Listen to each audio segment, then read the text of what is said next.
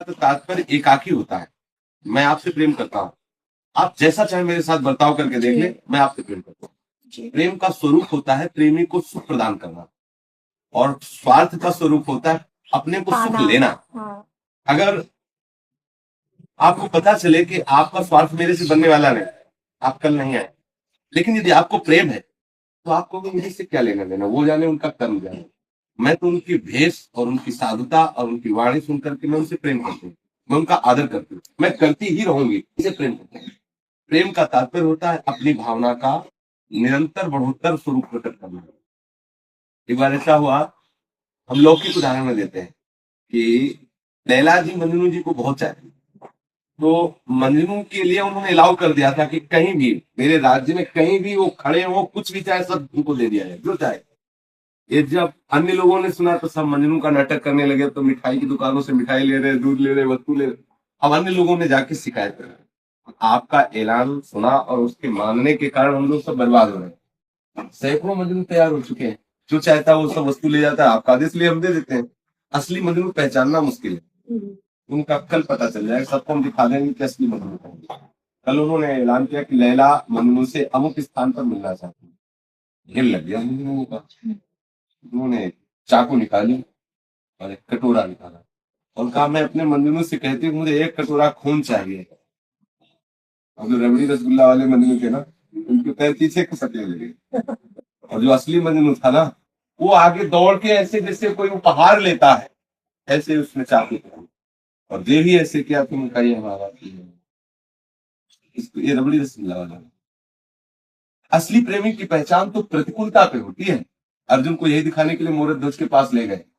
मूरत ध्वज ने अपने पुत्र को आरे से चीरा। सुना है कोई कथा? मूरत ध्वज की कथा नहीं सुनी?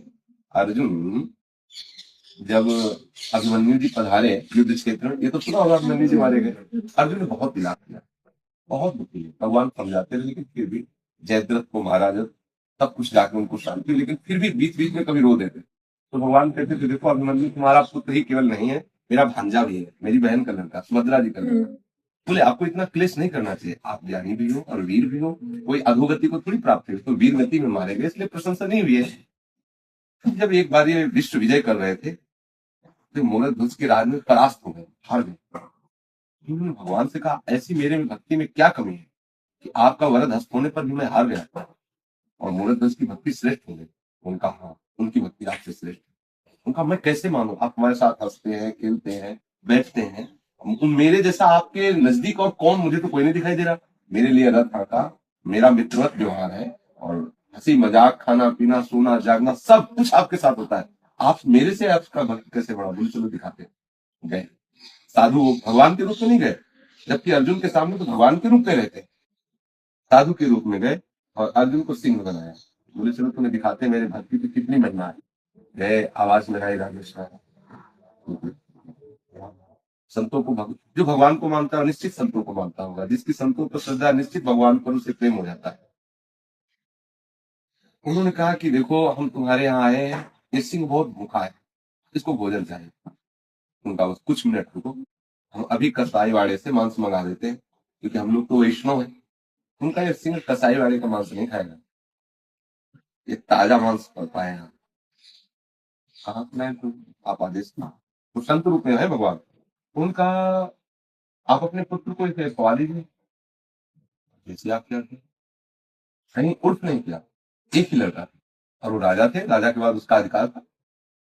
उनका ऐसे नहीं खवाना, यहाँ सामने ला के खड़ा करो, एक तरफ मारेगी उसकी, एक तरफ तुम रहना, और आरे से चीरो, चीर पर मेरे सामने गिरा, फिर इसको सुनता। ये बहुत प्रसिद्ध कथा मूरत ध्वज की, आप लोगों ने पहले सुनी हो। मूरत भक्ति में मूरत ध्वज की बहुत बड़ी कथा प्रसिद्ध है। ऐसा ही किया, ये नहीं कि केवल पर ऐसा ही किया, शर्त थी एक आंसू भी नहीं गिरेंगे।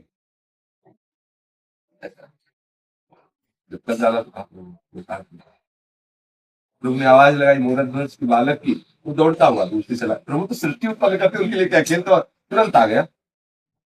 अर्जुन और भगवान श्री कृष्ण अपने रूप में प्रकट हुए। अर्जुन से कहा देखा तुम्हारा लड़का वीर गति में मारा गया, मेरे समझाने पर भी तुम्हारे होश ठिकाने नहीं रहे थे और बार बार व्याकुल हो रहे थे, अपने हाथ से काट दिया है, जबकि मैं भगवान रूप से नहीं प्रकट था, साधु रूप से था, अपने हाथ से काट दिया। इसे कहते हैं भक्ति। भक्ति का तात्पर्य थोड़ी होता है कि स्वार्थी की पूर्ति, ये मतलब चरम सीमा की भक्ति है। ये मतलब इसके बाद फिर और कुछ, इस भक्ति से भगवान बस में हो जाते हैं। तो अपने लोग जो सोचते हैं कि अनुकूलता में भक्ति होती है, वो भक्ति नहीं होती, वो स्वार्थ होता है। जैसे लोग जाते हैं, बिहारी जी हमारा अमुक काम बन जाए तो मैं आपको भोग लगा दूंगा, अमुक सेवा कर। भूखों मर रहे हैं क्या बिहारी जी? सोचो, बिहारी जी तुम्हारे नौकर है क्या?